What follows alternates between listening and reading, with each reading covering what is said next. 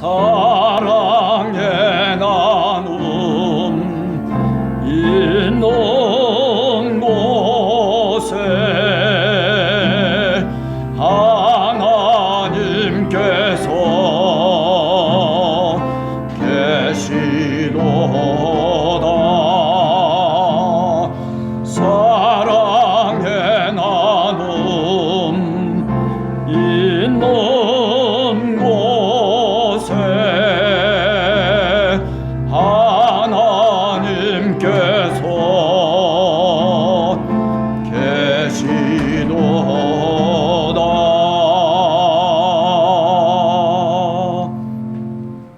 주님 앞에 우리 함께하는 성도 모두 신령과 진정으로 예배코자 나옵니다. 성삼위의 하나님께서 오늘도 예배하는 성도들에게 은혜와 기쁨을 주옵소서. 아멘. 우리 로마서 8장 교독하도록 하겠습니다. 예수를 죽은 자 가운데서 살리신 이의 영이 너희 안에 거하시면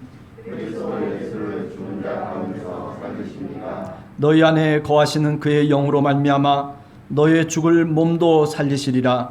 그러므로 형제들아 우리가 다 빚진 자인데 육신에게 져서 살 것이 아니라 너희가 육신대로 살면 반드시 죽을 것이나 영으로 몸의 행실을 죽이면 살리니 무릇 하나님의 영으로 인도함을 받는 사람이 곧 하나님의 아들이라. 내가 확신하노니 사망이나 생명이나 천사나 현재나 장래나 능력이나 어떤 기준으로도 우리를 그리스도 안에서 하나님의 사랑에 끊을 수 없으리라. 아멘. 우리 찬송가 92장 함께 찬송하시겠습니다.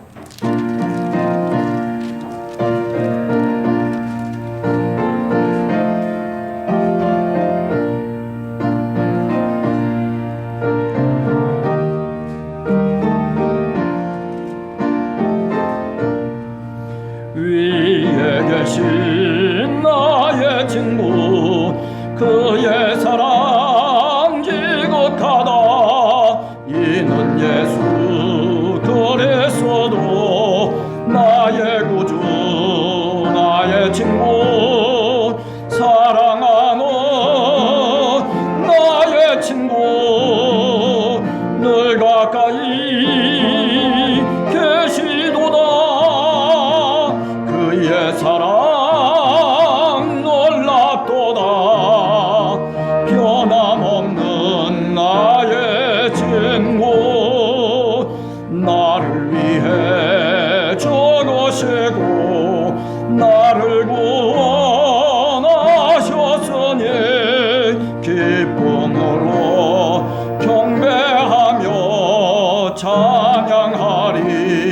나의 친구 사랑하는 나의 친구 늘 가까이 계시도다. 그의 사랑 놀랍도다. 변함없는 나의 친구 내 맘속에 늘 계시고 영원토록 함께하네. 가지 되어 하나 되리 포도나무 나의 친구 사랑하는 나의 친구 늘 가까이 계시도다. 그의 사랑 놀랍도다.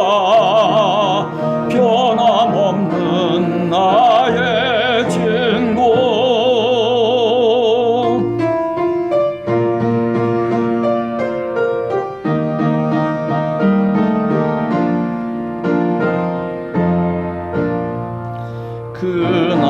그날이와 황금결에 그의 영광 바라보며 그의 발로 날 안을 때 만나보리. 나의 친구 사랑하는 나의 친구 늘 가까이 계시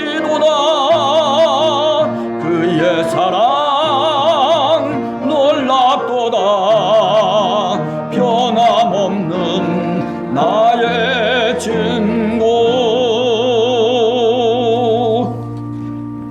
우리 다 함께 세번역 사도신경 고백하도록 하겠습니다. 나는 전능하신 아버지 하나님 천지의 창조주를 믿습니다. 나는 그의 유일하신 아들 우리 주 예수 그리스도를 믿습니다.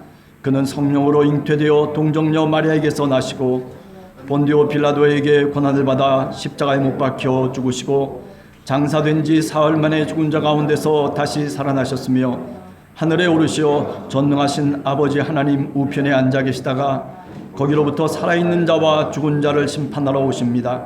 나는 성령을 믿으며 거룩한 공교회와 성도의 교제와 죄를 용서받는 것과 몸의 부활과 영생을 믿습니다. 아멘. 우리 다 함께 앉으셔서 함께하는 사죄의 기도입니다.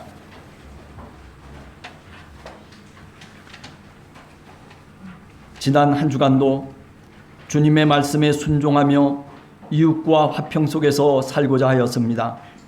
주님, 저희 힘과 지혜로는 세상의 빛과 소금으로 살기에 너무 연약한 저희입니다. 세상에서 우리는 내 욕심과 내 뜻대로 살다가 주님께 죄와 허물을 지고 나왔습니다. 주님, 십자가와 부활의 능력으로 다시 우리를 새롭게 하옵소서. 평강을 주옵소서. 아멘. 용서를 구하는 묵상입니다.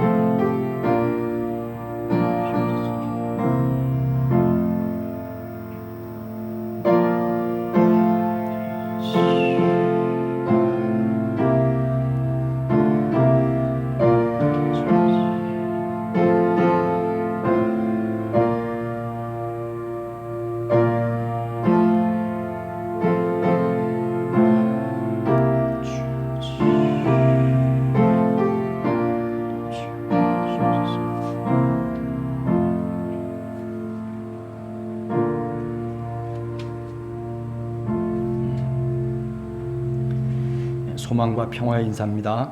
부활절 후에 제자들을 찾아오셔서 우리와 평강을 주시며 일으키신 주님이여, 저희 신앙 공동체 모두에게 새로운 소명을 주시며 평강으로 우리를 인도하옵소서. 아멘. 우리 옆에 뒤에 앞에 있는 분들 같이 함께 인사 나누도록 하겠습니다. 네, 안녕하시죠?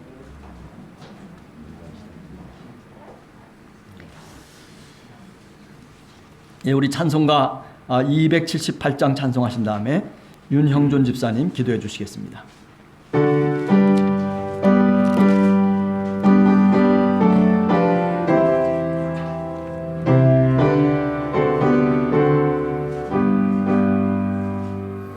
여러 해 동안 주 떠나 세상 연락을 즐기고 저 흉악한 죄에 빠져서 중해를 잊었네. 오 사랑의 예수님, 내 마음을 곧 엽니다.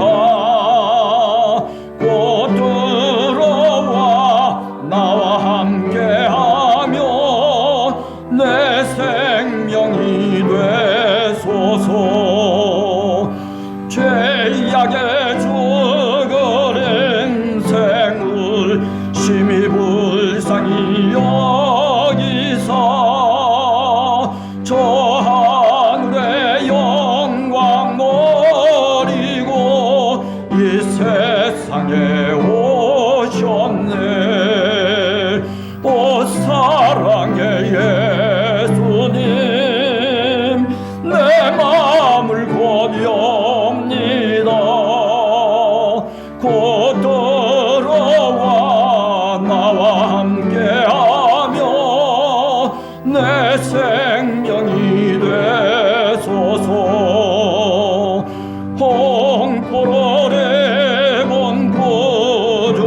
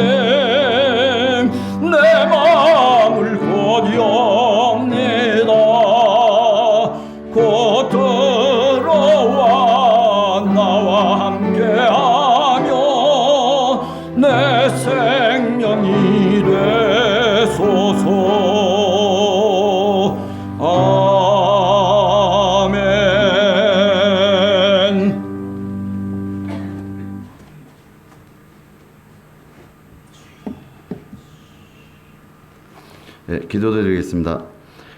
지난 한 주간에도 저희들의 마음속에 살아계셔 건강한 믿음 생활을 지킬 수 있도록 이끌어주신 주님의 사랑과 은혜에 감사드립니다. 좀처럼 사라지지 않은 코로나 바이러스가 또다시 대유행의 조짐을 보이고 있습니다. 세상 속 많은 자녀들이 또다시 어렵고 힘든 시기를 보낼 것입니다. 주님의 크신 은혜로 큰 어려움 없이 극복할 수 있게 도와주시옵소서. 함께하는 교회를 위해 기도드립니다. 개척 당시 가졌던 초심을 기억하게 하시고 오로지 하나님의 뜻을 이루기 위해 세웠던 크고 작은 비전들이 축복의 은사로 나타나게 하여 주시옵소서. 우리 함께하는 교회를 통해 하나님을 만나게 되는 사람이 많아지고 또 하나님과의 만남을 통해 더욱 성숙해질 수 있도록 인도하여 주옵소서. 그리하여 우리가 하나님의 목적에 따라 다음 세대를 위한 희망을 만들어갈 수 있도록 도와주시옵소서. 각 성도님과 가정이 진실한 믿음 안에서 신앙생활을 할 수 있도록 도와주시고 함께하는 교회 내에서 진행하는 교육과 봉사, 훈련을 통해 참된 그리스도인으로 삶의 모범이 될 수 있는 성숙한 일꾼으로 성장할 수 있도록 함께하여 주시옵소서. 오늘 귀한 말씀을 전해주시는 목사님께도 주님의 축복과 지혜를 내려주시옵고 말씀을 통해 큰 은혜를 받는 우리 성도님이 될 수 있도록 함께하여 주시옵소서. 예배를 시작하는 순간부터 마치는 순간까지 주님께서 함께해 주시길 원하오며 이 모든 말씀 예수님의 이름으로 기도드렸습니다. 아멘. 아멘.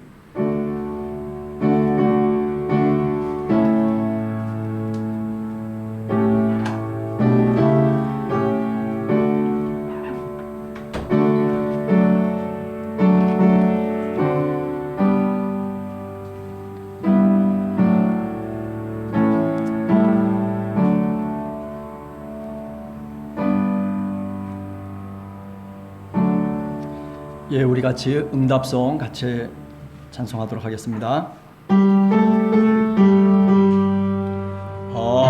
할렐루야, 할렐루야, 할렐루야, 할렐루야, 할렐루야,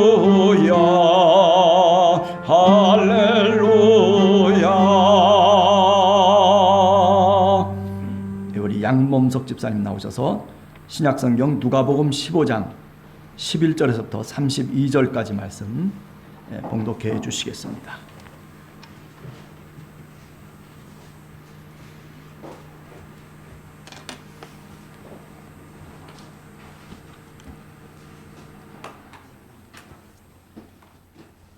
또 이르시되 어떤 사람에게 두 아들이 있는데 그 둘째가 아버지에게 말하되 아버지여 재산 중에서 내게 돌아올 분깃을 내게 주소서 하는지라. 아버지가 그 살림을 각각 나누어 주었더니 그 후 며칠이 안 되어 둘째 아들이 재물을 다 모아가지고 먼 나라에 가 거기서 허랑방탕하여 그 재산을 낭비하더니 다 없앤 후 그 나라에 크게 흉년이 들어 그가 비로소 궁핍한지라. 가서 그 나라 백성 중 한 사람에게 붙여 사니 그가 그를 들로 보내어 돼지를 치게 하였는데 그가 돼지 먹는 쥐엄 열매로 배를 채우고자 하되 주는 자가 없는지라. 이에 스스로 돌이켜 이르되 내 아버지에게는 양식이 풍족한 품꾼이 얼마나 많은가. 나는 여기서 주려 죽는구나. 내가 일어나 아버지께 가서 이르기를 아버지 내가 하늘과 아버지께 죄를 지었사오니 지금부터는 아버지의 아들이라 일컬음을 감당하지 못하겠나이다. 나를 품꾼의 하나로 보소서 하리라 하고 이에 일어나서 아버지께로 돌아가니라. 아직도 거리가 먼데 아버지가 그를 보고 측은히 여겨 달려가 목을 안고 입을 맞추니 아들이 이르되 아버지 내가 하늘과 아버지께 죄를 지었사오니 지금부터는 아버지의 아들이라 일컬음을 감당하지 못하겠나이다 하나 아버지는 종들에게 이르되 제일 좋은 옷을 내어다가 입히고 손에 가락지를 끼우고 발에 신을 신기라. 그리고 살진 송아지를 끌어다가 잡으라. 우리가 먹고 즐기자. 이 내 아들은 죽었다가 다시 살아났으며 내가 잃었다가 다시 얻었노라 하니 그들이 즐거워하더라. 맏아들은 밭에 있다가 돌아와 집에 가까이 왔을 때에 풍악과 춤추는 소리를 듣고 한 종을 불러 이 무슨 일인가 물은데 대답하되 당신의 동생이 돌아왔음에 당신의 아버지가 건강한 그를 다시 맞아들이게 됨으로 인하여 살진 송아지를 잡았나이다 하니 그가 노하여 들어가고자 하지 아니하거늘 아버지가 나와서 권한대 아버지께 대답하여 이르되 내가 여러 해 아버지를 섬겨 명을 어김이 없거늘 내게는 염소 새끼라도 주어 나와 내 벗으로 즐기게 하신 일이 없더니 아버지의 살림을 창녀들과 함께 삼켜버린 이 아들이 돌아오매 이를 위하여 살진 송아지를 잡으셨나이다. 아버지가 이르되 예 너는 항상 나와 함께 있으니 내 것이 다 내 것이로되 이 내 동생은 죽었다가 살아났으며 내가 잃었다가 얻었기로 우리가 즐거워하고 기뻐하는 것이 마땅하다 하니라. 아멘. 아멘.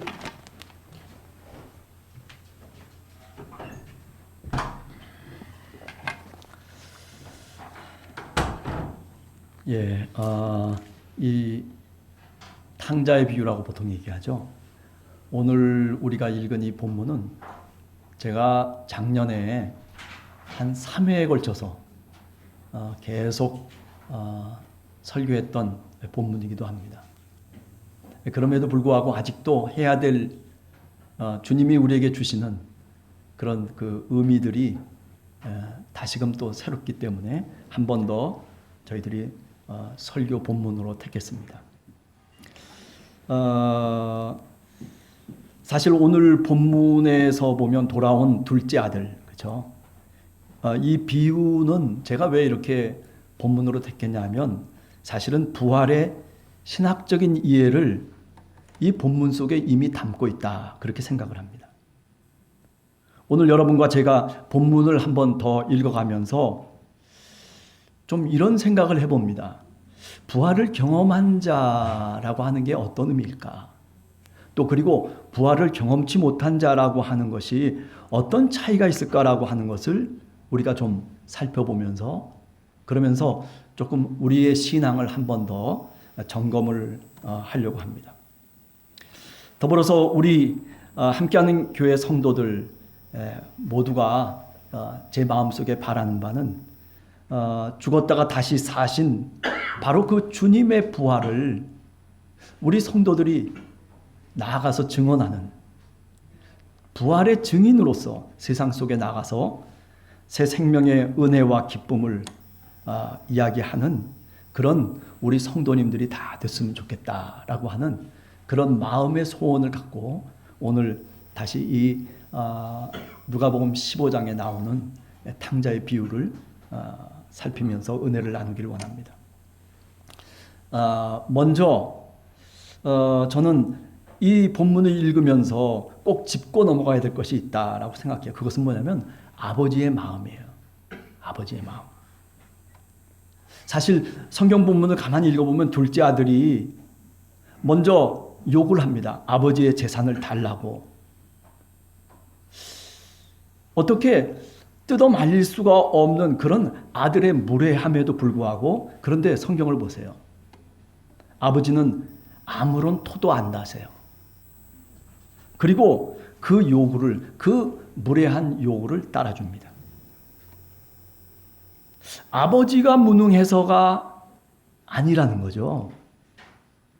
저는 여기서 분명히 우리가 생각할 것이 뭐냐면은 아버지의 그 긍휼하심과 그리고 아버지가 아들을 향한 믿음을 갖고 있었다라고 저는 생각을 합니다. 아니 누가 어떻게 생각하든지 아버지가 그래도 이런 허랑방탕한 아들을 그래도 그 마음 한구석에 깊이 믿고 있었다라고 한번 생각을 해봅니다. 그래서 아버지가 나눠준 그 살림을 갖고 아버지의 곁을 떠났던 둘째 아들. 그런데 어떻게 해서 이렇게 아버지께 다시 돌아올 수 있게 되었느냐라고 하는 그 분명한 동기는 끝까지 그래도 그 아들을 믿어주었던 아버지의 마음이라고 저는 생각을 합니다. 그래서 이 둘째는 그래도 어려운 가운데서도 그 아버지의 마음을 저버리지 않고 결국 아버지의 곁에 다시 돌아왔다는 것입니다. 저는 이것이 오늘 이 비유에서 가장 중요한 본문이라고 그 어떤 무엇이라고 생각을 합니다. 오늘도 우리의 아버지 하나님은 우리가 어떻든지 우리가 어떤 모양으로 우리가 이 땅에서 살아가든지 그 하나님 아버지는 내가 그분의 자녀이기 때문에 우리를 누가 믿지 않아도, 아니 저 사람이 나를 믿어주지 않아도 우리 하나님은 우리를 끝까지 믿어주십니다. 아버지 하나님은 우리를 내 자녀라고 24절에 보면 그렇게 부르고 있습니다. 내 아들이, 내 아들이, 내 아들이. 그 허랑방탕하게 재산을 다 없애고 돌아온 그 아들, 그런데 그것을 그냥 아들이라고 얘기한 것이 아니라 내 아들, 이렇게 고백하고 있습니다. 내 자녀라고 부르는 겁니다. 이게 바로 오늘 본문에 나오는 아버지의 마음입니다. 아니, 이게 바로 하나님의 마음입니다. 그런데 재미난 건 뭐냐면은, 그런데 둘째 아들도 이 아버지의 마음과 같았어요. 17절을 한번 보세요. 이에 스스로 돌이켜 이르되 내 아버지에게는 뭐라고 얘기해요? 내 아버지. 내 아들. 아니, 내 아버지. 네.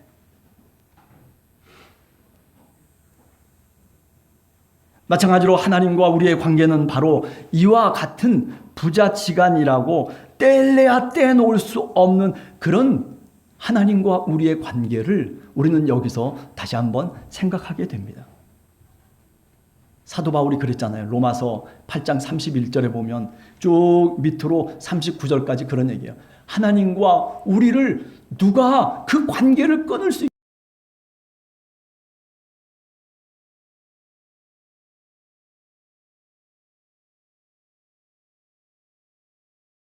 있는 것이 없다는 거죠. 하나님이 우리를 붙잡으시면 그 사랑의 줄을, 하나님의 약점이 뭐냐면 그것을 놓지 못하는 게 아버지 하나님의 약점이에요. 아니, 차라리 그 사랑의 줄을 놓지 못해서 끝까지 내가 죽음의 골짜기로 가면 그 줄을 잡고 자신도 죽음을 향해서 들어가시는 그런 긍휼과 사랑의 하나님. 그게 바로 오늘 우리가 믿는, 우리가 예수 그리스도를 통해서 우리가 경험하는 하나님의 모습인 줄로 분명히 믿습니다. 오늘도 아버지 하나님은 우리를 끝까지 믿어주십니다.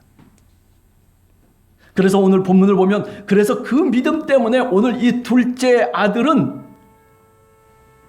다시 일어날 수가 있었어요. 18절에 보면 뭐라고 얘기합니까? 내가 일어나 아버지께로 가겠다는 거예요. 일어날 수 있는 그 용기와 그 마음이 어디서부터 출발한 거냐면 바로 아버지의 마음으로부터 출발한 거예요. 20절에도 마찬가지입니다. 이에 일어나서 아버지께로 돌아가니라. 이렇게 돌아갈 수 있고 이렇게 일어날 수 있는 이 근거가 바로 뭐냐면 아버지 마음이에요. 우리가 올 8월 달에도 이 본문을 갖고 얘기하면서 그런 얘기를 했어요. 여기 일어났다라고 하는 말이 무슨 뜻인지 아십니까? 자, 무슨 뜻이죠? 이게 원래는 부활했다는 말과 같아요. 아나스타스. 부활했다. 네. 그러니까 사실 아버지의 마음 그 속에 부활의 마음이 있고 아버지의 마음 속에 부활할 수 있는 그 근거의 뿌리가 아버지를 신뢰하는 그 속에 있다는 것을 오늘 또 우리는 오늘 본문을 통해서 분명히 깨닫게 됩니다. 두 번째로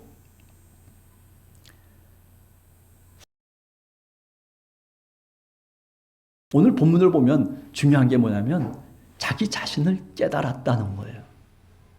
네. 그런데 언제 깨닫게 됐느냐? 언제 깨닫게 되죠? 그냥 모든 것을 다 상실하고 난 다음에 비로소 깨닫게 돼요. 아유, 어떻게 보면 안타까운 일이죠. 저도 목회를 하다 보면 그런 사람들이 있어요. 그냥 빨리 지금 내가 상실했던 것들을 다시 찾을 수 있는 기회가 분명히 있는데, 내가 하나님께만 오늘 좀 무릎을 꿇고 기도하면서 오늘 그 고난의 시간을 조금만 견뎌내기만 하면 그것을 이겨나갈 수 있는 길이 분명히 있는데도 불구하고, 그런데 그것을 포기하고 사는 사람들이 있어요. 네. 안타까운 거죠. 오늘 이 둘째 아들도 바로 그런 모습이에요. 모든 것을 다 상실하고서야 비로소 이 둘째 아들이 내가 누군가라고 하는 것을 깨닫게 돼요.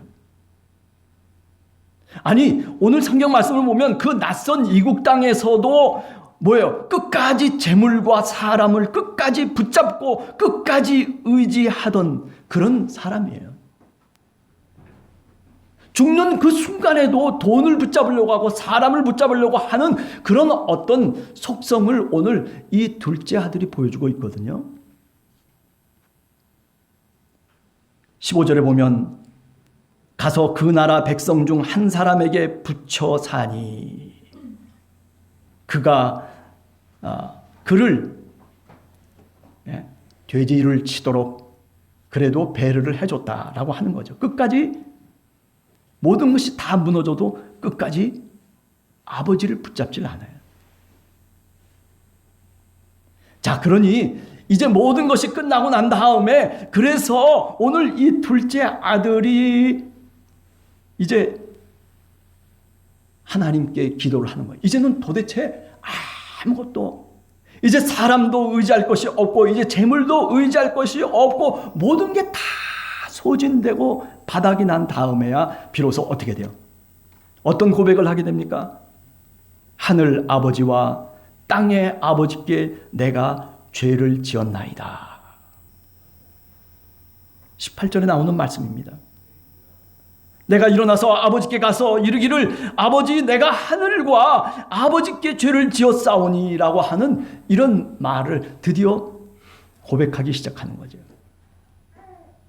여러분, 저는 신앙의 핵심이 여기서부터 출발한다라고 봐요. 우리의 믿음의 출발점이 어디냐라고 묻는다면 저는 이 말에 있다라고 봐요. 네. 저는 아버지밖에는 정말 의지할 자가 없습니다. 내가 이 땅을 살아가면서 아무것도 내가 의지할 것 없고 이제는 정말 하나님, 당신 아버지밖에는 내가 의지할 자가 없습니다. 저는 이게 신앙의 핵심이라고 분명히 생각합니다. 어떻게 둘째 아들이 그런데 이런 마음을 가질 수 있었을까? 예? 아니, 어떻게 이런 마음, 이런 고백을 이 둘째 아들이 이렇게 허랑방탕하게 마음대로 살았고, 그리고 아버지의 곁을 떠났던 이 둘째가 어떻게 이런 마음을 가질 수 있었을까? 저는 그것을 설명할 수가 없어요. 무엇밖에는 하나님의 은혜밖에는 설명할 게 없어요. 하나님의 은혜예요. 하나님의 은혜. 하나님의 은혜로 그 마음을 되찾은 거예요. 하나님이 찾아와 주신 거예요. 오늘 성경 본문에는 안 나와 있을지 모르지만, 그러나 보이지 않는 그 말씀이 이 속에 있는 거죠. 주님이 이 둘째를 찾아와 주신 거예요.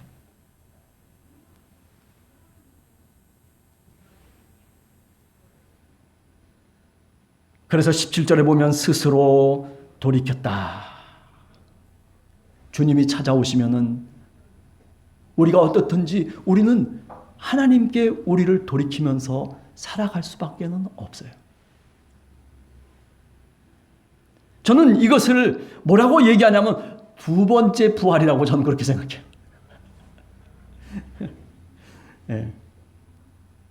사실로서의, 역사로서의 부활은 사실 어떻게 해요? 이미 지나가 버렸어요. 주님이 십자가에 달려 돌아가시고 그리고 3일 만에 그 무덤에서 부활하신 그 사건은 이미 여러분과 저 모두 이미 다 지나간 사건이에요.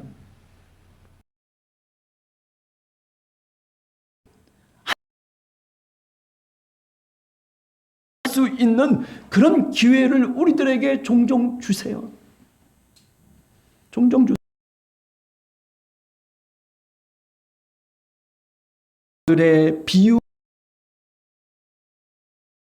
우리에게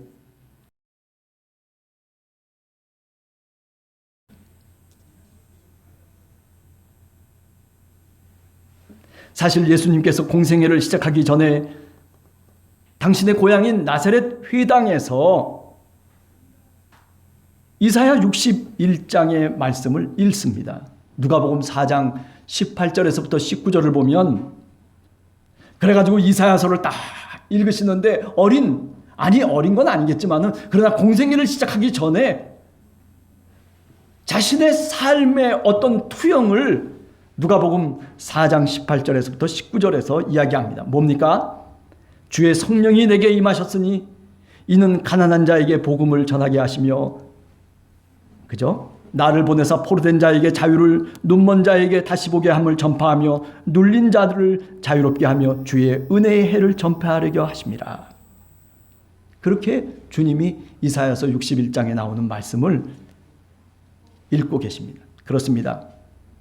복음의 능력을 다 상실한 채 자포자기한 자에게 바로 이 말씀은 참 신앙의 부활을 우리에게 언급하고 있는 말씀입니다. 다시 새롭게 만들겠다는 거예요. 실망하고 가난하고 그리고 포로되고 그리고 억눌리고 그리고 하나님 볼 수 없는 눈먼 자들을 다시 새롭게 창조하겠다는 거죠. 무엇으로부터 출발하는 거예요? 마음의 부활로부터 출발하는 거예요. 네. 신앙의 부활을 의미하는 것입니다. 이게 다 아버지 하나님의 은혜라고 말하게 되는 겁니다. 나 같은 죄인 살리신 그 은혜 고마워. 바로 그 찬송과 가사와 같습니다. 둘째 아들은 이처럼 아버지의 용서와 자비를 의지해서 이제 스스로 돌이켜 일어나게 됩니다. 옛것을 버리고 새롭게 됩니다. 내 마음이 다시 일어나야만 사실은 우리가 다시 행동이 새로워질 수 있는 거죠. 실족하고 그리고 저 죽음의 늪에 빠져서 허우적대고 있는 것, 그러나 그 허우적대는 그 속에서 다시 빠져나오려면 내 마음부터 추스릴 줄 알아야 돼요.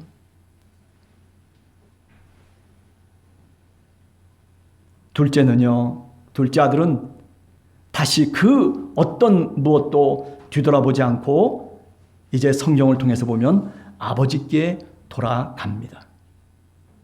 가다가 다른데 또 빠지고 가다가 어디 다른 곳에 들려서 그래가지고 소일할 시간이 없어요. 그냥 그 마음이 생기자마자 그 마음을 하나님이 은혜로 주시자마자 아버지께 돌아가는 거예요. 마음의 부활이에요. 스스로 돌이킵니다. 그것이 바로 회개입니다. 세리 삭개오가 뽕나무에서 내려와서 주님을 집으로 영접하듯이 이제 자기를 다 내려놓고 이 둘째 아들은 아버지의 곁으로 온 것입니다. 여러분, 우리가 신앙생활을 하면서 우리가 인생의 길을 가면서 우리가 종종 어떤 때는 이 둘째와 같을 때가 많아요. 그러나 그때 꼭 기억해야 될 것은 내가 정말 하늘의 아버지와 그리고 땅의 아버지께 죄를 짓고, 아니 저는 아버지밖에는 의지할 곳이 없다는 이런 믿음과 확신을, 이런 고백을 하나님께 드려야 된다라는 말입니다. 그것이 바로 내 마음의 부활인 것입니다.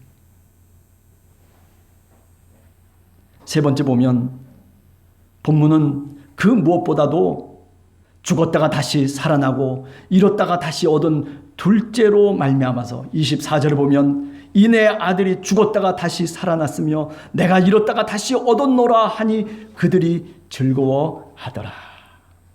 네. 이 둘째로 말미암아서 아버지는 이제 풍악을 울리고 그리고 동네 사람들을 다 모으고 종들을 다 모아가지고 어떻게 해서 기쁨의 잔치를 베풉니다.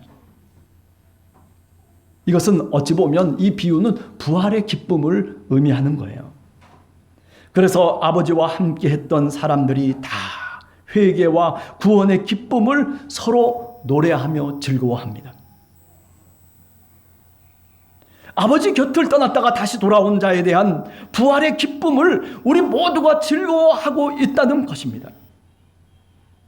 32절에 보면 이내 동생은 죽었다가 살아났으면 내가 잃었다가 얻었기로 우리가 즐거워하고 기뻐하는 것이 마땅하다. 이게 아버지의 마음이에요.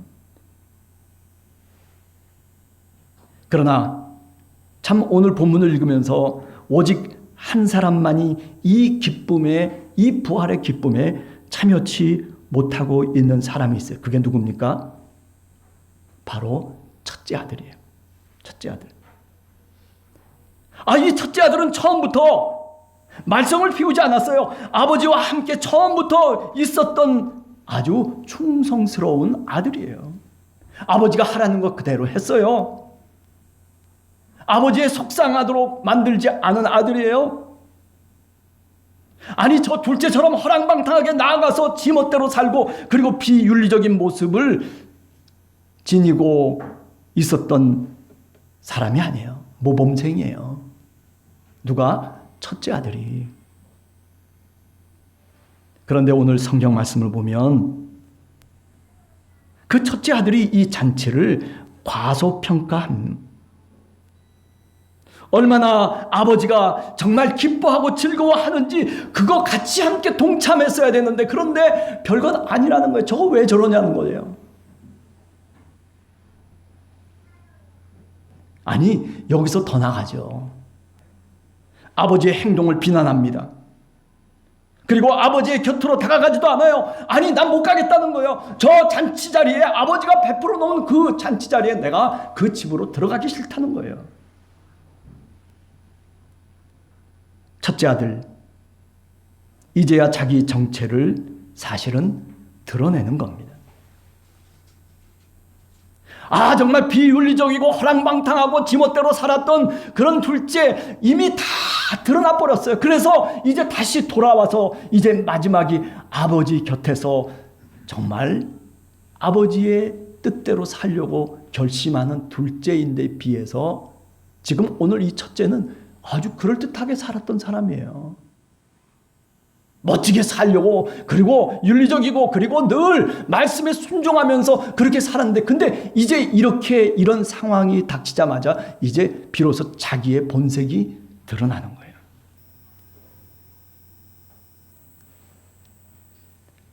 선한 아버지를 악하다고 비난을 합니다.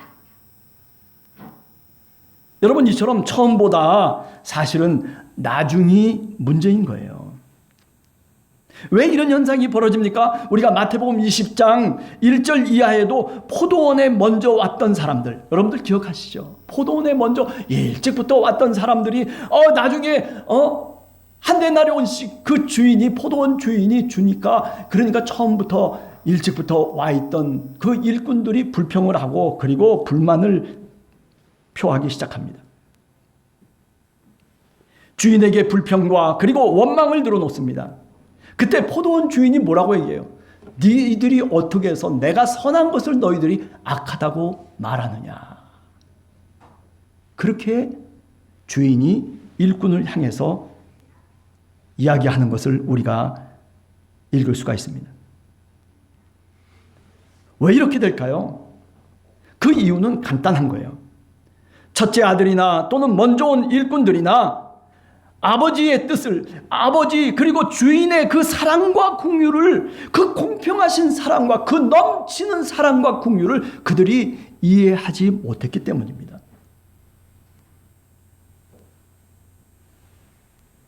여러분 우리는 늘 인간의 뒤에 감추어둔 죄성이 사실은 문제인 겁니다. 나는 아니야. 나는 저렇지 않아. 천만의 말씀입니다. 아니 자신을 바라보는 것보다는 남을 바라보면서 내 속에 있는 들보를 바라보지 않고 남의 있는 티끌을 바라보면서 뭐라고 얘기하기를 좋아하고 비아냥거리는 사람들이 바로 우리들이다라고 하는 말입니다. 자기 공로주의에 함몰 되어버리고 마는 것이죠. 내가 저 사람보다 나아. 그죠? 그러나 둘째는 어떻습니까?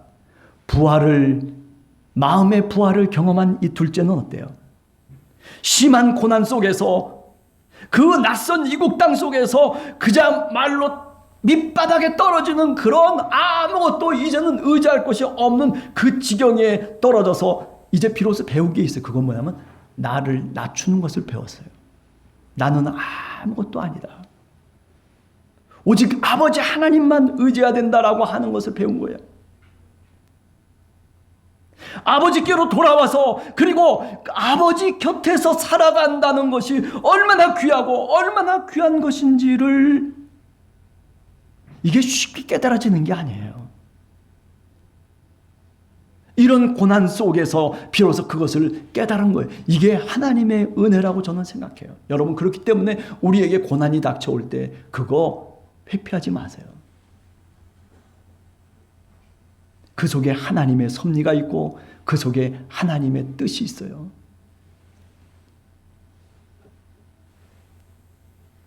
오늘 우리 교회 공동체도 이처럼 둘째와 함께 우리가 기쁨의 공동체를 이루어야 돼요.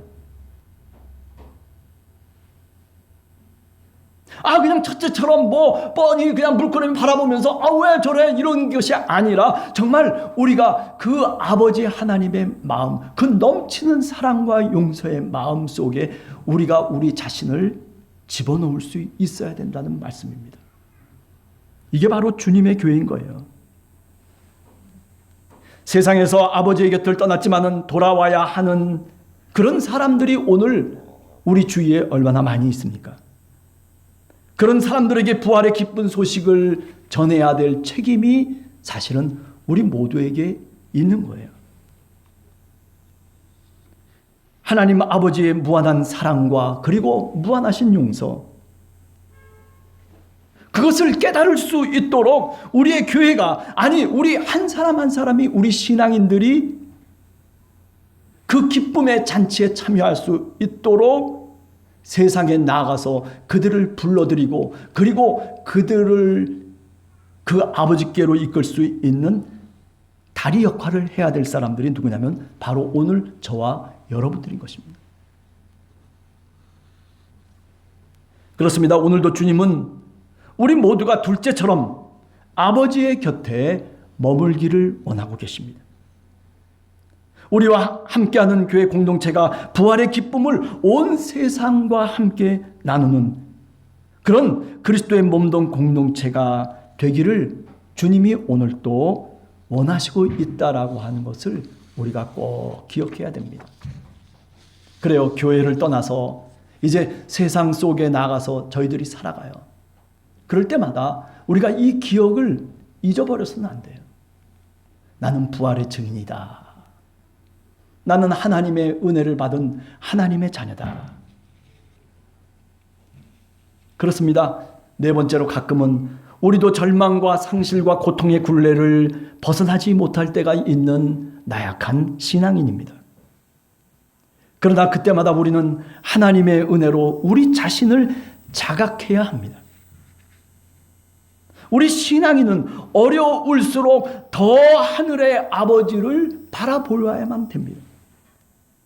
은혜를 구하며 스스로 아버지께 다시 돌이켜서 아버지가 내 아버지라고 하는 것을 우리가 늘 기억하면서 살아가야 됩니다.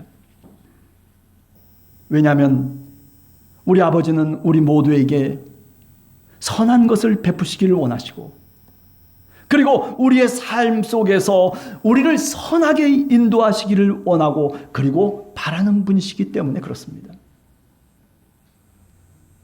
하나님 아버지는 우리 모두가 죽었다가 다시 산다는 그런 부활의 증인으로 세상 속에서 우리가 기쁨으로 살아가기를 원하시고 있습니다.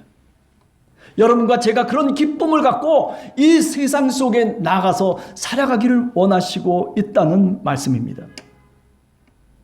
부활의 기쁨을 통해서 풍성한 열매와 삶의 충만함으로 살아가기를 원하시고 있다는 것입니다. 주님은 아버지가 당신의 아들들에게 생명을 주시기를 원하십니다. 한 주간도 우리 성도님들 모두 주님이 우리에게 나눠주신 바로 그 참 생명, 비오스. 그죠? 여러분, 비오스가 뭔지 아시죠? 네, 아버지는 우시아를 갖고 있었어요. 권위를 갖고 있었어요. 그런데 아들에게 나눠준 게 뭐라고요? 살림을 나눠줬다고 그러잖아요. 그죠? 12절에 보면 살림을 각각 나눠줬다. 이 살림이 헬라 말로는 뭐라고요?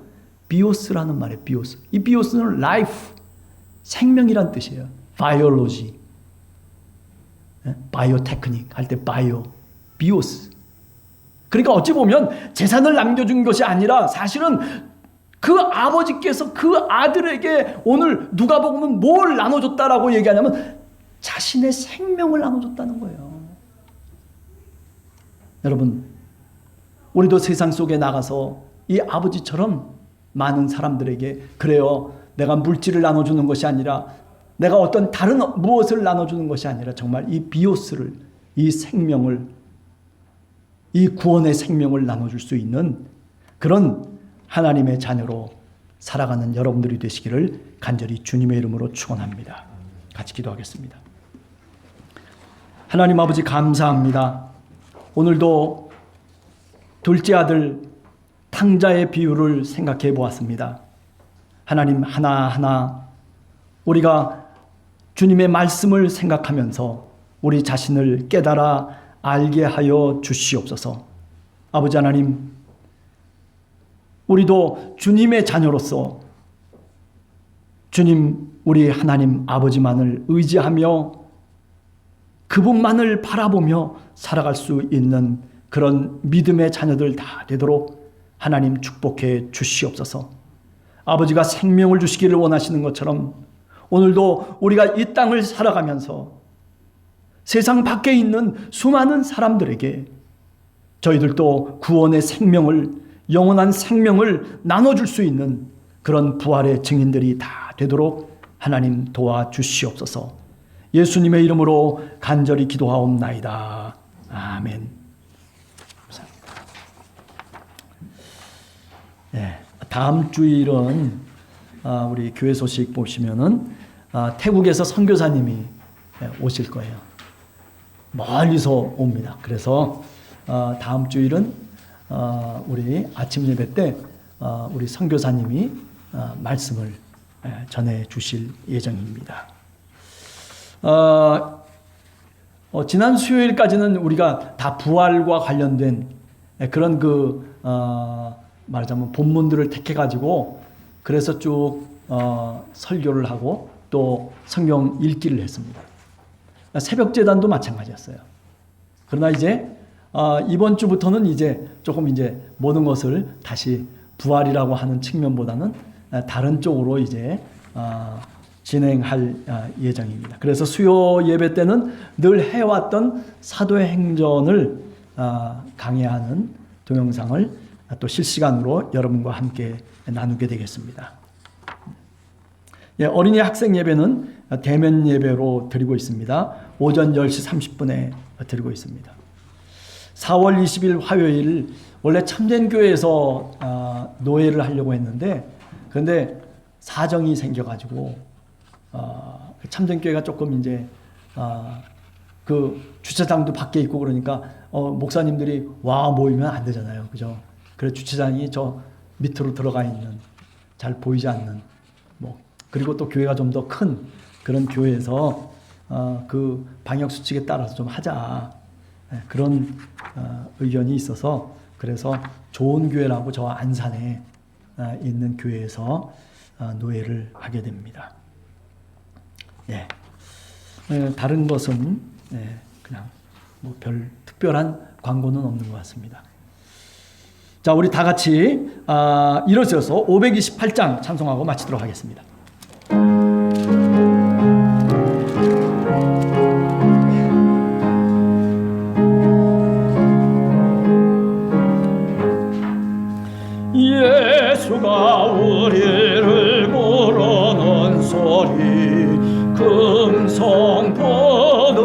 쳐들어와 문 앞에 나와서 사면을 보며 우리를 기다리네. 오라 오라 방황치 말고 오라.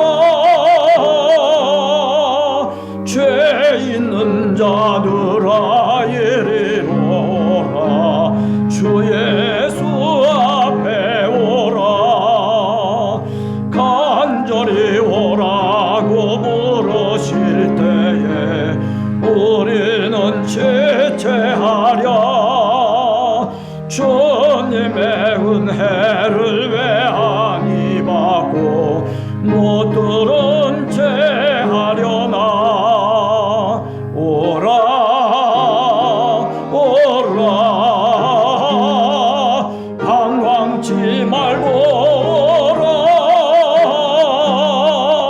죄 있는 자들아 이리로 오라. 주 예수 앞에 오라. 세월이 살같이 빠르게 지나 쾌락이 끝이 나고 사망의 그늘이 너와 내 앞에 돌리며 가리우네. 오라 오라 방황치 말고 오라. 죄 있는 자들아 이리로 오라. 주 예수 앞에 오라.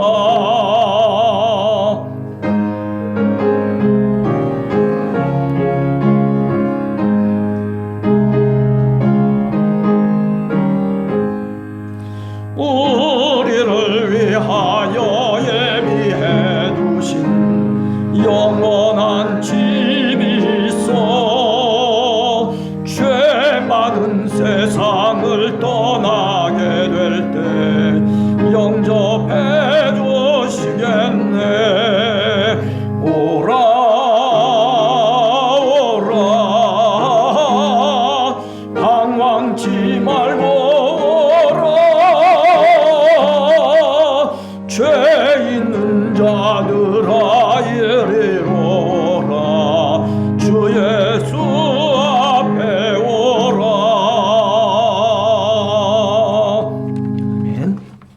네, 우리 오늘 우리 정덕순 권사님 우리 사위 딸 이렇게 신혼 부부가 또 이렇게 같이 함께 참석을 했습니다. 네, 감사를 드립니다. 자, 우리 기도하고 마치도록 하겠습니다. 하나님 아버지 감사합니다. 하나님, 우리가 늘 그저 둘째 아들처럼 달라기만 그렇게 늘 요구하며 또 그것 때문에 속상해하기도 하고 또 내가 없다는 것 때문에 어떤 때는 실망도 하는 저희들, 하나님, 정말 아버지 하나님께서 우리에게 주시기를 원하시는 것은 그런 것들이 아니라 정말 생명, 바로 그 비오스를 주기를 원하시는 아버지의 그 뜻을 오늘 또 다시 한번 깨닫습니다. 하나님, 우리가 세상 속에 나가서 그 무엇으로 자랑할 것이 아니라 이렇게 아버지가 주신 생명으로 자랑할 수 있게 하시고 그 생명을 소유하고 산다는 것이 얼마나 감사한 일이고 얼마나 은혜스러운 일이고 얼마나 많은 사람들에게 자랑할 수 있는 것인지를 하나님, 우리의 삶을 통해서 저희들이 깨달아 증거할 수 있는 우리 모든 함께하는 교회 성도들이 될 수 있도록 하나님 도와주시옵소서. 저희들은 늘 연약해서 넘어지고 실족하는 사람들입니다. 하나님, 욕심도 많고 또 그 욕심대로 되지 않으면 내 마음속에 불평과 원망이 튀어나오기도 하고, 하나님, 어떤 때는 다른 사람들에게 짜증도 내며 그렇게 저렇게 지치게 살아가는 저희들이지만은, 그러나 오늘도 아버지의 마음속에 우리의 마음을 다시 한번 집어넣습니다. 주님, 우리에게 평화를 주시고 우리가 한 주간을 살아가면서 주여 주님의 자녀로, 부활의 증인으로 살아가는 우리 함께하는 교회 성도들 모두가 되도록 하나님 축복해 주시옵소서. 하나님, 코로나로 인해서 많은 사람들이 힘들어하고 있습니다. 주여, 이 기간이 빨리 지나갈 수 있도록 하나님께서 은혜를 주시옵소서. 하나님, 이 속에 어떤 하나님의 뜻이 있는지를 저희들이 기도하며 묵상해 보지만, 그러나 그 뜻을 저희들이 잘 깨닫지 못할 때가 너무나도 많습니다. 주님, 저희들을 붙들어 주시고 또 이 세계를 주님 붙들어 주시옵소서. 어린아이부터 하나님 함께하는 교회에 속해 있는 귀한 자녀들, 그리고 노년에 이르기까지 주께서 늘 동행해 주시고 늘 보호해 주시고 늘 함께하여 주시옵소서. 지금은 우리 주 예수 그리스도의 은혜와 하나님 아버지의 크신 사랑과 성령의 교통하심이 이제 비록 둘째와 같이 나약한 우리들이지만, 그러나 주님 앞에 다시 마음이 부활되고, 그리고 다시 하나님 아버지 앞에 우리가 누구인지를 깨달으며 주님의 도움 속에, 주님의 손길 속에 살아가기를 간절히 소원하는